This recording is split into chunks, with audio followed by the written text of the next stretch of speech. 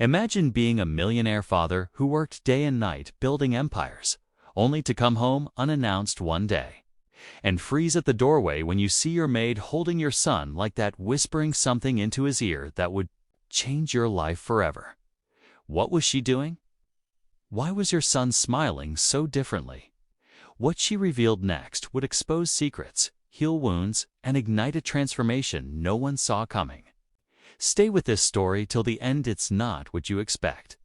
And if this kind of powerful, twist-filled storytelling moves you, don't forget to hit that subscribe button and join us for the unannounced return. It was a dusky Friday evening when billionaire financier Gregory Hemsley returned home to his sprawling Screech, Wolverhampton estate without alerting his staff or even his assistant. After weeks of sleepless deals in Dubai and meetings in Zurich, something gnawed at him, a father's intuition maybe.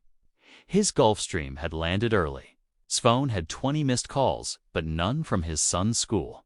Strange, he didn't tell anyone he was coming back. He wanted to surprise his 7-year-old son, Ethan. He had missed his birthday, again with a bouquet of Legos, 2 boxes of French chocolates, and a guilt-ridden heart. Gregory pushed open the towering mahogany door of his mansion, expecting silence or perhaps the familiar echo of his own absence. But what he saw through the crack of the living room door stopped his breath. There, on the antique velvet couch, was Maria, the quiet, soft-spoken housemaid who'd been working there for barely 4 months. She was holding Ethan in her arms. But it wasn't just a cuddle, it was the way she gently brushed his hair, whispered something in Spanish while tears welled in both their eyes. Ethan wasn't resisting, he was melting into her. Gregory's feet froze to the ground. His mind raced with confusion and suspicion. Why was she crying? Why was his son so comfortable, too comfortable? He pushed the door wider with the gentlest creak, but that was enough. Maria looked up and gasped. Ethan turned slowly, and for a moment an electric silence hung in the air like a breaking the past. She buried Maria, stood up slowly, still clutching Ethan's tiny hand, her eyes flickering between defiance and fear. Gregory, who was used to controlling boardrooms, suddenly found himself powerless in his own home. "So I didn't know you were home," she said, voice trembling. He didn't respond, only stared at Ethan, who now looked worried. "Daddy," Ethan said softly, "Maria was telling me about her baby." That sentence hit Gregory like a slap. He gestured for Ethan to go upstairs. Maria tried to protest, but Gregory raised a firm hand. Once Ethan was gone, he turned to Maria with icy precision. "You have 2 minutes. Explain." And then came the storm. Maria unraveled the story of a baby she once lost. Her son, 5 years ago, in a hospital in Queens. He died from a heart defect because she couldn't afford the surgery. Her husband had abandoned them. Since then, she'd worked in dozens of homes, silently grieving, until Ethan reminded her of her own son. His smile, his walk, even the way he held a pencil.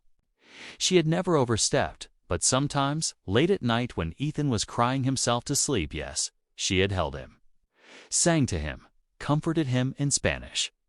Gregory's face tightened. This wasn't what he expected. It felt too close, too intimate, too human. "Why didn't you tell me?" he asked, but the question wasn't about her anymore. It was about himself. He hadn't known his own son had nightmares, or was lonely, or cried for company. He had no idea Maria had become more of a parent than he had, and in that realization came the first twist. The truth about Ethan's mother. Maria hesitated. Then she said something that shattered Gregory's world. "Sir, your son talks in his sleep, and sometimes he says a name, not his mother's name. He says Auntie Rena, and he cries." Gregory's heart began thudding against his chest. Rena wasn't a nanny or a cousin. She was his late wife's sister, the one who'd vanished mysteriously after the funeral. the one who had a falling out with him over inheritance and custody. Gregory demanded more answers and went straight to the estate's old security footage, dragging Maria with him. What they uncovered over the next few hours blew the lid off everything he thought he knew. Rena had come to the house multiple times while he was traveling, sometimes while Maria was off, sometimes when Ethan was in the garden. She wasn't. Just visiting, she had been secretly talking to Ethan through the gates, sometimes leaving gifts, sometimes crying, and once she had collapsed on the security bench, clutching a photograph of Ethan and her sister. Maria had confronted her once, and Rena had begged her not to say anything. She just wanted to be near Ethan. "He doesn't remember me," she had whispered. Gregory, shaken, realized his late wife had made arrangements in her will that he had ignored something about shared visitation with Rena, but he had been too consumed by grief and business to care. Now, Ethan was the one carrying that silence. And Maria, a grieving mother herself, had tried to mend it, not for herself, but for a father reborn. What followed in the days ahead was a reckoning. Gregory reached out to Rena, who initially refused his calls. But when he showed up unannounced at her modest Brooklyn apartment with Ethan in tow, there were tears, no words. Ethan recognized her. He didn't say much, but he held her tight, and Gregory realized forgiveness wasn't a transaction, it was a feeling.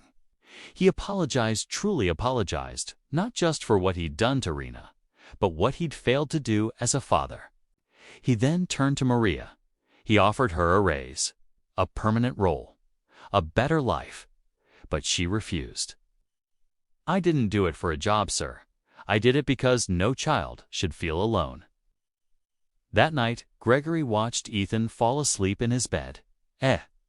Small stuffed giraffe tucked under his arm, the one Rena gave him years ago. And in that quiet, he whispered something into Ethan's ear. In Spanish, the line Maria always said, "Tú eres mi luz." "You are my light." Ethan smiled in his sleep.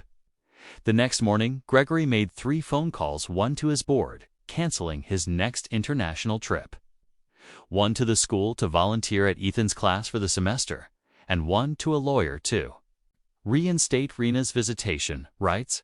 But the 4th call was different. It was to Maria. He offered her something he never thought he would: guardianship papers. Not to take Ethan away, but to give her a place in his life permanently. Family. She cried. He cried. Even Ethan, hearing the news, said, "Does this mean I get 2 moms in heaven and 1 on earth?" And suddenly, everything that was broken began to mend, not with money, not with power, but with human connection.